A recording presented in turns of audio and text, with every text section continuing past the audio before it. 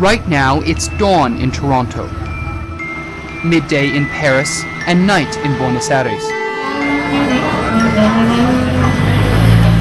While in Helsinki, the summer sun never sets.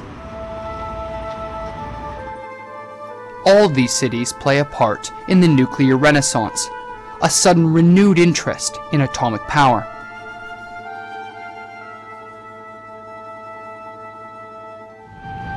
Dateline has traveled far and wide to find out what the experts think about the most controversial solution to the energy crisis.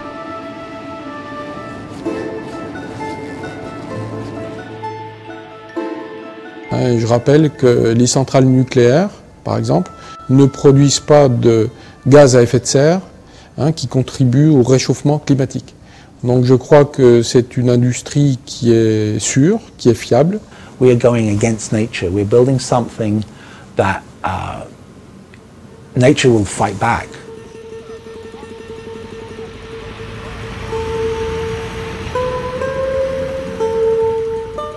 France leads the world in nuclear power. 80% of its electricity comes from 58 reactors, which are spread across the nation. And there are more on the way.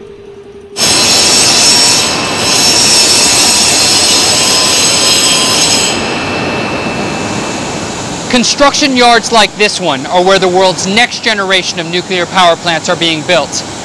And yet this facility, the largest in the world, was almost shut down a few years ago because new plants weren't being ordered.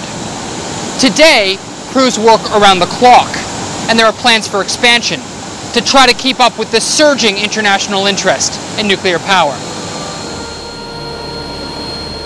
This factory in eastern France belongs to the international nuclear construction giant, Areva. Areva claims that the world now needs nuclear more than ever. I think that the conscience of the threat of global warming is probably the biggest single factor. But at the same time, you had the problem of oil prices escalating very quickly, gas prices just following suit, and the very problem of security of supply, which has become more and more obvious with the event in Iraq, Iran. After all, 70% of the oil is in the Middle East. France says that it has the cheapest electricity in Europe, thanks to nuclear. It even exports its surplus energy. And at home, nuclear has widespread public support. Ça veut dire que le nucléaire vous préoccupe pas? Moi, pas du tout. Non, non, moi je me sens pas concerné par le nucléaire. Chez nous, tout est contrôlé, donc il n'y a pas de risque particulier. C'est vrai que des fois, quand on réfléchit, on se dit, il y a quand même une crainte, quoi. Mais bon, on vit avec, hein. C'est vrai qu'il n'y a jamais eu de gros problèmes, donc bon. Currently, nuclear supplies 16% of the world's electricity. And France wants to see that global share grow dramatically. In the next 50 years, as you say, I think nuclear can have an impact by supplying something like 25 to 30% of the total electricity. The smarter elements in the nuclear industry play their cards fairly safely. They argue that nuclear is an important part of the mix, that it can be part of a solution to climate change. And I would argue that's not true for a number of reasons. But the big one is cost.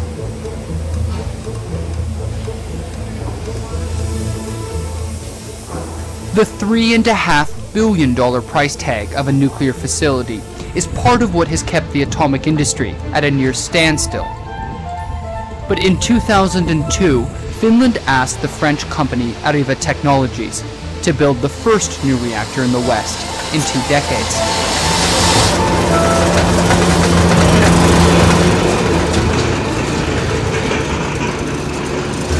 This is the construction site for the world's newest nuclear reactor, Olkiluoto 3, being built in Finland. The success or failure of this project is seen as being a litmus test for whether or not a nuclear renaissance is even possible. And it hasn't been easy going. The project is 19 months behind schedule, and by some estimations, almost €1 billion over budget. Finland has operated 4 nuclear power stations since the late 1970s, and they've been some of the most trouble-free reactors anywhere. Now, 3 decades later, Finland says that it needed to expand its nuclear program to meet its commitments under the Kyoto Protocol. So it means that we have to, you could say, keep our releases on that level what we had in 1990. And without this nuclear unit, what we are constructing now, it would have been very difficult. This reactor is called the European Pressurized Reactor, and it's the first of its kind in the world. To date, less than halfway through construction, 1,500 mistakes have been found. The industry calls this teething. We are somehow teething over Olkiluoto. The delay is not okay, and it is just a proof that we have spent too much time without building new plants, that we have somehow to, I would say, to relearn would be too strong, but certainly to get back into the process of managing big projects. Nuclear power is a very complex, expensive technology. It's been called an unforgiving technology, and for very good reason. When you have a high degree of complexity combined with a very high capital cost, that's a very risky technology.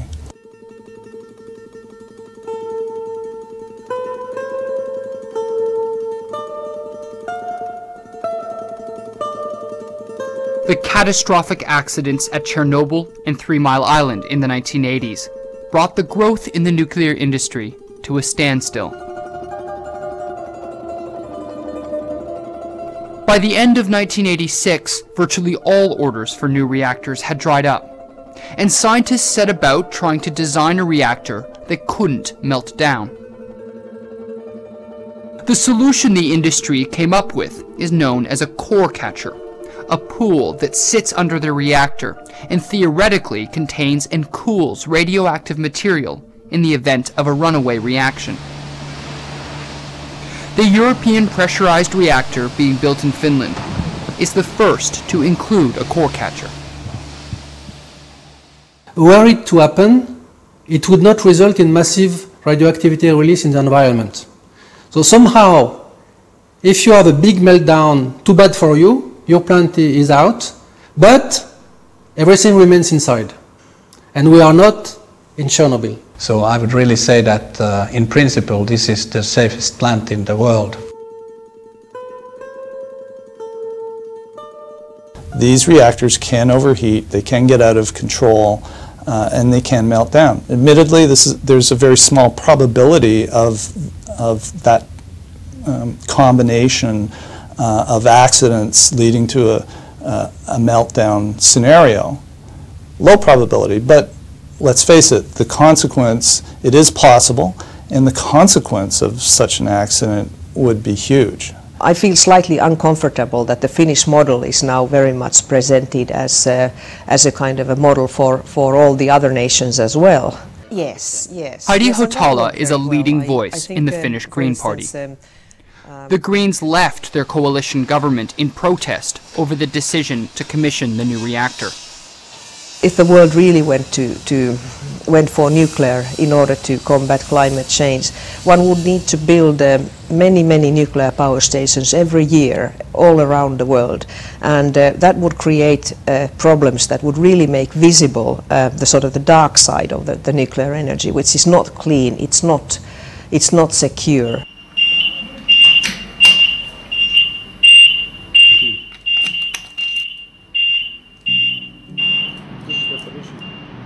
This is what the inside of a small nuclear reactor looks like. In order for nuclear energy to provide 25% of the world's electricity by the year 2050, a new reactor would have to be built every week for 40 years.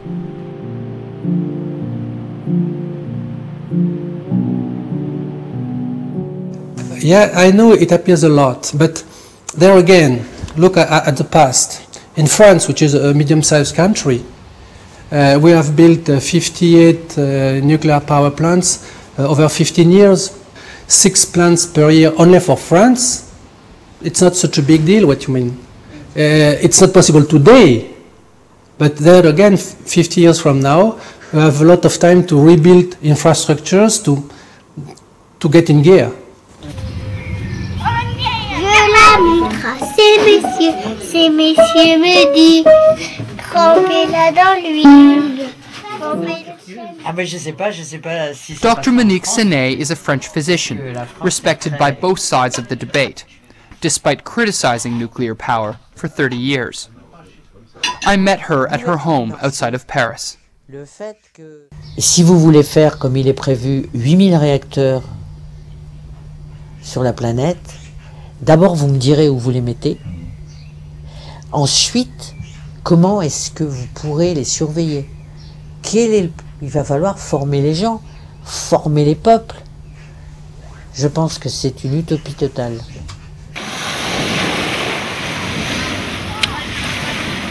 While France and Finland are seen as models for a nuclear future, other countries have not had the same success. Canada is a country that has had a rocky nuclear history. The reactor that powers Toronto is located closer to a major urban center than any other reactor in the world. Originally commissioned for 3.5 billion Canadian dollars, it was plagued by constant faults and delays, and the price eventually soared to more than 14 billion. They're a disaster. It's cost piled on cost. Each one of these has to be inspected at this elbow. Frank Greening is a veteran nuclear scientist who's become a reluctant whistleblower. He says that after almost 30 years he was pushed out of the Canadian nuclear industry because he found so many problems with Ontario's reactors. They shipped us a sample down to the lab and asked us, what do you make of this black dust? And it came in a petri dish, and we checked it with what we call a Frisker, little Geiger counter, and there's no activity. We took the lid off, the Geiger counter went off scale. And we're like, what's going on here? Well, after doing some careful analysis, we realized it's carbon-14. And if you get it on your hands, it's irradiating your hands, or the real concern was people were breathing this in. They had to stop work and rethink how they were going to control this carbon-14 dust, because it got over everything. And we had to develop decontamination techniques to remove it. When you say it got it over everything, I mean it even got outside the reactor. Yes, it did. It was found in people's offices and even in their homes.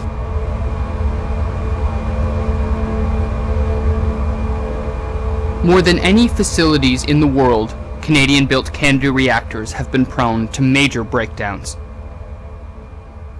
Today, 2 of the 8 reactors at Pickering are still shut down for repairs, while another 2 have been shut down permanently. And once a reactor begins operation, they become extraordinarily expensive to fix. The costs of nuclear, they just sort of pile up. See, compared to coal, like if you get a problem in a coal-fired station, you can replace a boiler tube like in an afternoon. A guy can just walk in there and take the tube out and put a new one in. You cannot do that in a nuclear reactor. Everything is radioactive.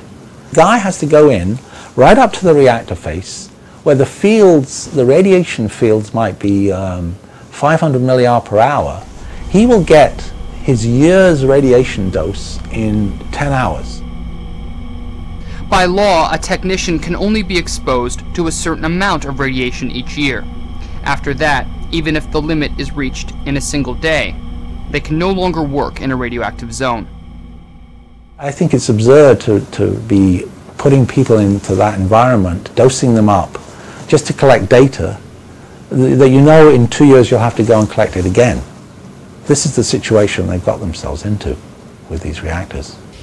How would you characterize Ontario's history with nuclear power? Has it been a successful history? Well, I think it's been tremendously successful. It started in the early 1960s, I think, and has been providing us safe and reliable power right up till 2007. I mean, it certainly is. I can't imagine what Ontario's source of power would have been had it not been for the nuclear industry in Ontario.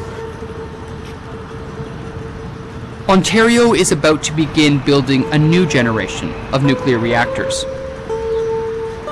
So at the Ministry of Energy in Ontario, I asked about the problems encountered with the current fleet. Does that history concern you when you look at moving forward? I think you always have to be concerned with any technology you're using. I mean, in my own life, I've worked in oil refineries, I've worked for hydroelectric commissions. You've got to be on your toes all the time. Technology is always advancing. Technology is, sometimes you learn from the installation of something. I've often thought that these reactors might suddenly have some, catastrophic problem, and people would say, "My God, yeah, the feeder pipes thinned," and wasn't there a guy around here who was saying that? But it hasn't happened, so only time will tell.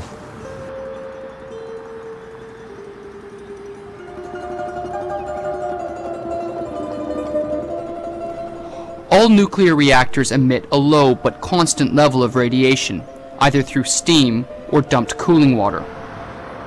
Critics say that when the nuclear industries were starting in both France and Canada, requests for comprehensive studies about the effects of radiation on communities near the reactors weren't taken seriously. C'est effectivement le sens de l'appel qu'on a fait, parce que dans cet appel, on précisait qu'il fallait absolument étudier le problème des déchets, étudier le problème de la radioprotection, pointer dans notre appel les questions qui se posent toujours. The simple fact is, the industry is afraid of, I think, any possible risk of impacts, health impacts or environmental impacts in any way, shape or form being brought to light. They're just afraid of it. This is spent nuclear fuel. It must be cooled in water for 50 years before it can be buried. In this one room, 30 years worth of spent fuel from Finland's reactors is being stored. There have always been serious concerns about how to store nuclear waste, but Finland has now met this challenge head-on.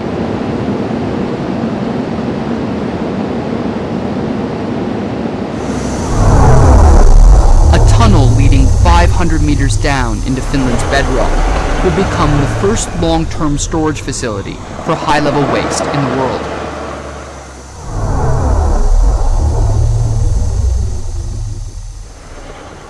Finland's spent nuclear fuel will eventually be buried in giant copper canisters like this one. Each one can hold literally tons of spent uranium. The hope is that the sturdy construction will be able to maintain its integrity through just about any scenario for literally thousands and thousands of years.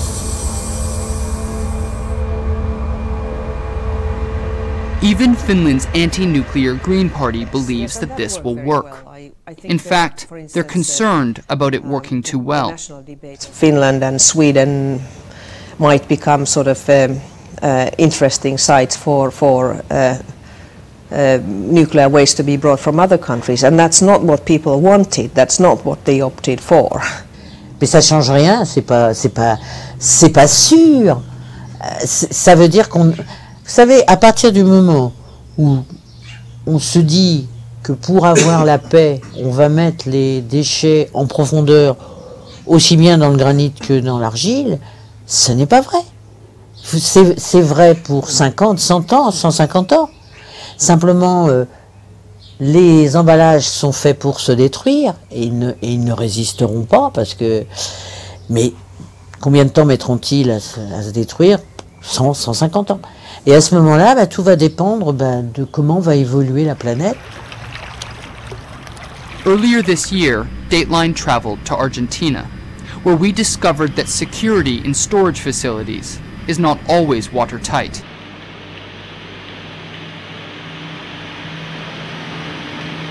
While I was filming in one of Argentina's nuclear research facilities, I was shown weapons-grade uranium, sitting in a small storage pool.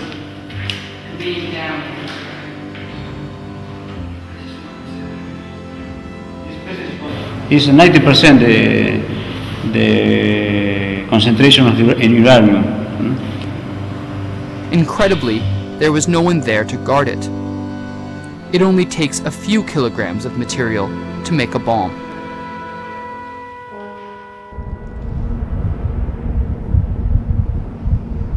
This is where much of the world's uranium comes from.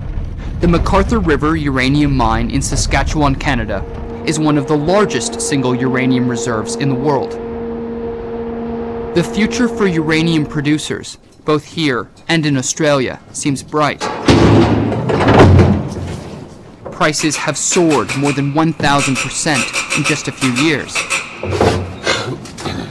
But uranium, the mineral that fuels the nuclear process, is running out. If we would continue like we have now in the world, I mean that we have something like little less than 500 plants, and so it means that the resources in the world, they would cover it quite easily for 200 years or something like that. But with many new reactors in the pipeline, critics put world supply at more like 50 years of economically recoverable uranium. The nuclear industry says that the current technology in reactors makes poor use of the uranium, and that it's possible to get a lot more from the ore.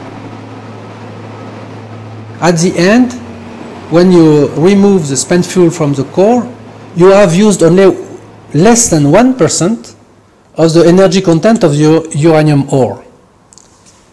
That's very wasteful. But the good news is that the 99% remaining is still somewhere.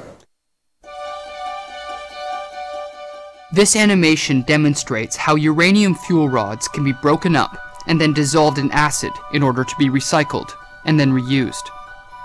Unfortunately, this process produces more waste that can be used to make weapons and dumps higher levels of chemical pollution, which is why most countries have chosen to use nuclear fuel only once.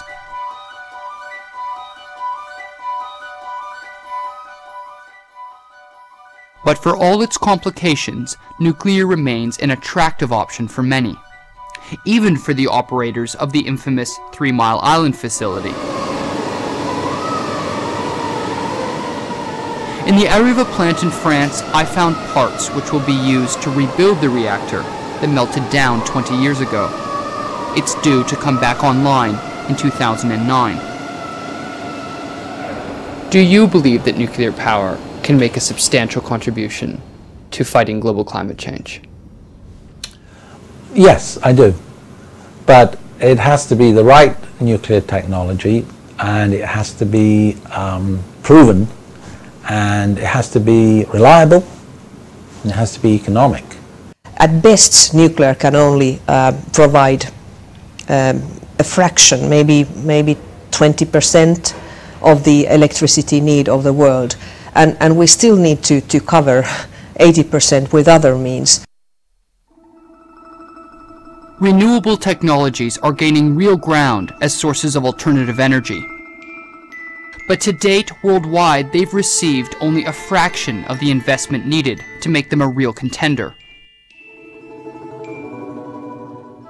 Mais disons que si on veut que ça se fasse, ça fait des années qu'on dit qu'on va le faire et des années qu'on le dit, mais qu'on ne le fait pas. Vous savez, dès 1974, il y a des personnes qui en France ont dit « Mais pourquoi on ne développe pas en même temps que le nucléaire toutes les possibilités qu'on a en France d'utiliser le solaire, la biomasse, enfin, tout ce qui était déjà possible à l'époque. Et on l'a pas fait.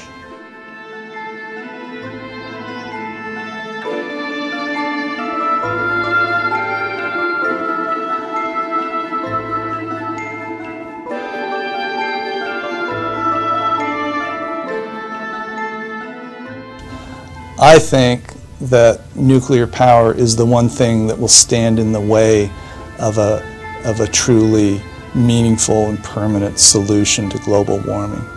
If we invest in nuclear power, we won't invest in the real solutions.